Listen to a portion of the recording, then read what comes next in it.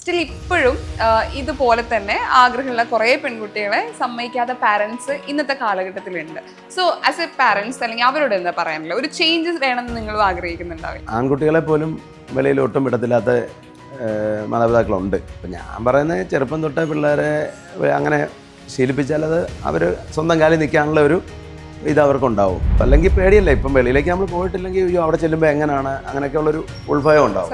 നേരെ മറിച്ച് നമ്മൾ യാത്ര ചെയ്തിട്ടുണ്ടെങ്കിൽ അതൊരു പ്രശ്നമില്ല. ഓരോ സ്ഥലത്ത് പോകുമ്പോഴും പറയുമ്പോഴേ അറിയാം അവിടെ ഇന്നതാണ് അല്ലെങ്കിൽ അവിടെ എന്താണ് എന്നുള്ള കാര്യം അന്നേരം മനസ്സിലാക്കാൻ പറ്റും. അതുകൊണ്ട് അങ്ങനെ യാത്ര ചെയ്യുന്നത് നല്ല, നമുക്ക് ഒരുപാട് നമ്മുടെ പിള്ളേർക്കൊക്കെ ചെറുപ്പത്തിൽ തന്നെ അങ്ങനെ യാത്ര ചെയ്തൊരു എക്സ്പീരിയൻസ് ഉണ്ടെങ്കിൽ മുന്നോട്ടുള്ള ഇനി ജോലി ആയാലും അല്ലെങ്കിൽ ഒരു ബിസിനസ് ആണെങ്കിലും എല്ലാത്തിനും അതൊരു നല്ല ഒരു മുതൽക്കൂട്ടായിരിക്കും ആ ഒരു അനുഭവം.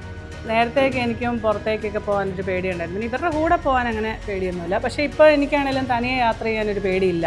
ഇന്ത്യയിൽ എവിടെയാണെങ്കിലും യാത്ര ചെയ്യാന്നുള്ളൊരു ധൈര്യമുണ്ട്. നമ്മൾ ആദ്യമൊക്കെ ട്രാവൽ ചെയ്യുമ്പോൾ നമ്മളിങ്ങനെ ഭയങ്കര കോഷ്യസ് ആയിരിക്കും. പിന്നെ സ്ഥിരം നമ്മളങ്ങനെ പോയി കഴിയുമ്പോൾ നമുക്കറിയാം ചെറിയ ചെറിയ കാര്യങ്ങൾ നോട്ട് ചെയ്താൽ മതി, അത്രേ ഉള്ളൂ. പിന്നെ അത് ഭയങ്കര സിമ്പിളാണ്. ആദ്യം ഇറങ്ങുമ്പോൾ ഉള്ളൊരു ഇതേ ഉള്ളൂ.